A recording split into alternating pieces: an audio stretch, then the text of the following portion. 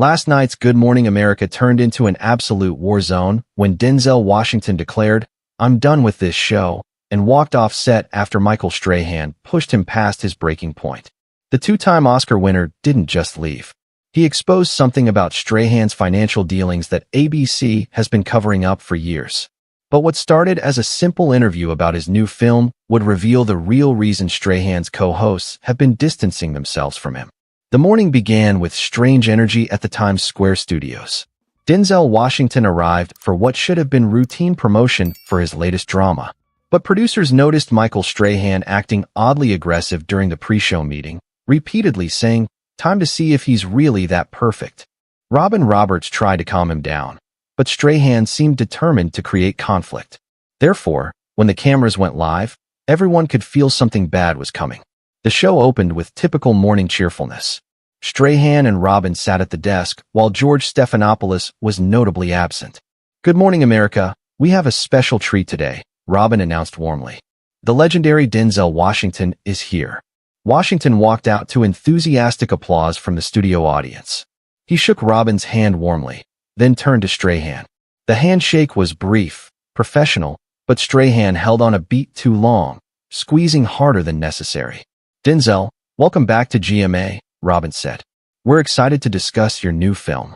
But Strahan immediately interrupted. "Before we get to that, I have to ask something. Denzel, you play all these heroic characters, but you never talk about real issues. Why is that?" he said. Washington's smile faded slightly. "Good morning to you too, Michael," he said calmly. "I'm serious," Strahan pressed. "You have this massive platform, but you stay silent on everything that matters. Isn't that just cowardice dressed up as class?" Therefore, the attack was immediate and personal. Robin looked shocked. "Michael, that's not," she started. But Strahan cut her off. "No, Robin, someone needs to ask the tough questions. This isn't a puff piece," he said. Washington leaned back in his chair, studying Strahan. "You want to talk about tough questions? All right, let's talk about why you're really asking them," he said. "What's that supposed to mean?" Strahan asked defensively. "It means I know about your meeting with network executives yesterday, about your ratings being down 40%, about you needing controversy to stay relevant," Washington said calmly. The studio went silent.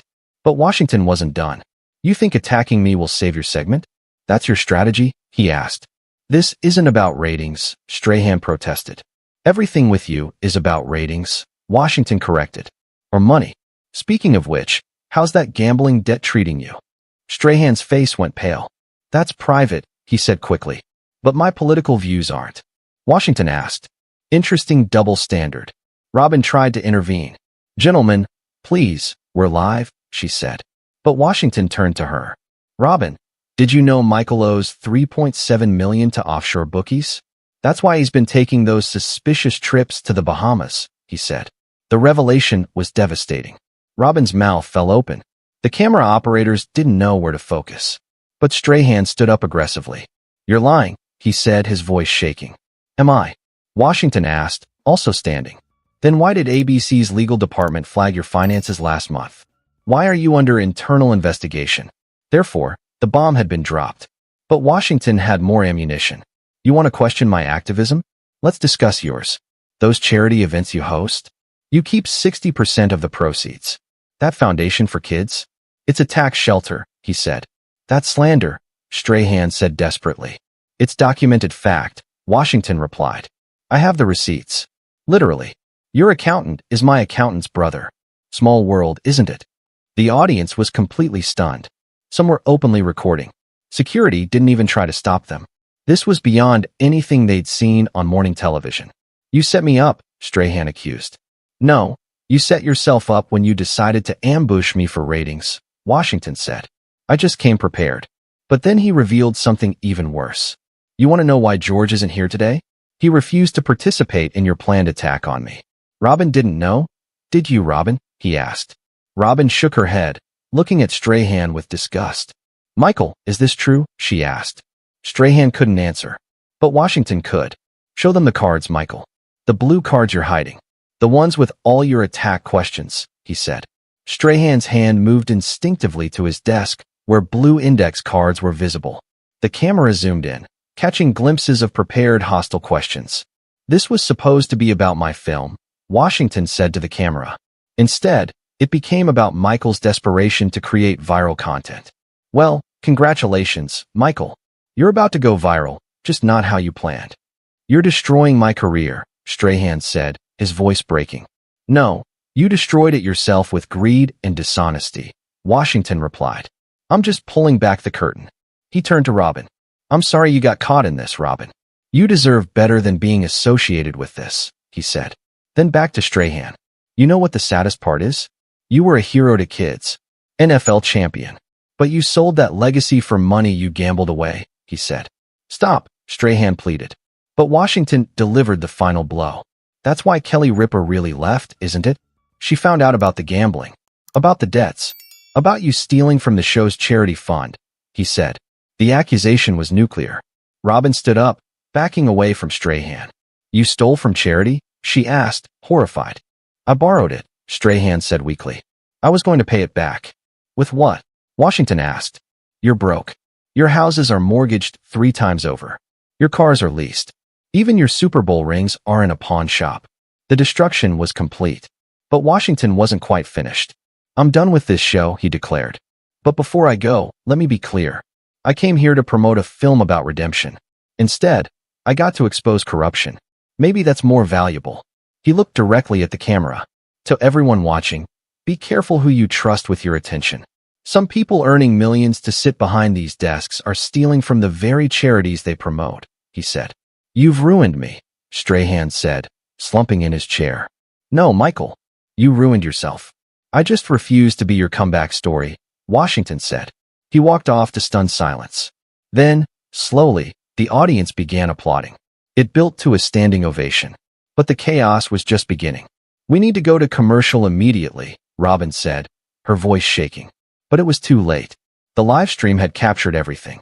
Within seconds, hashtag Denzel exposes Strahan was trending worldwide. The gambling debts, the charity theft, the investigation, everything exploded across social media. ABC suspended Strahan within hours. Pending investigation into serious allegations, their statement read. But insiders knew he was finished. Kelly Ripa broke her silence that afternoon, confirming Washington's claims. I left because I discovered financial irregularities I couldn't ignore, she posted. The FBI announced they were investigating the charity fraud allegations. The New York Gaming Commission opened an inquiry into illegal gambling connections. Strahan's world collapsed completely. Good Morning America went dark for 3 days while ABC cleaned house. When they returned, Strahan's chair was gone. His name scrubbed from everything. His decade-long run ended in disgrace. But Denzel Washington emerged as a hero. His film opened to massive numbers, audiences rallying behind his integrity. His willingness to expose corruption resonated deeply. The incident became known as the GMA takedown. Journalism schools studied it as an example of what happens when hosts become corrupt, when ratings matter more than truth, when gambling debts drive desperation. Michael Strahan lost everything. His NFL analyst position gone. His endorsements canceled. His fortune seized for debts. The man who'd been living a lie was finally exposed. But Washington proved something crucial that morning. That preparation beats ambush. That truth defeats deception. That sometimes the best promotion for a film about redemption is showing what happens when someone is beyond redeeming. I'm done with this show became legendary. Not just as an exit line, but as a declaration that integrity won't participate in corruption. That real heroes don't just play them on screen.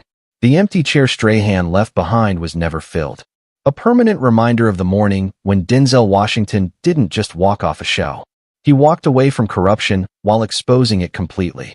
The morning when a planned ambush became the ambusher's execution.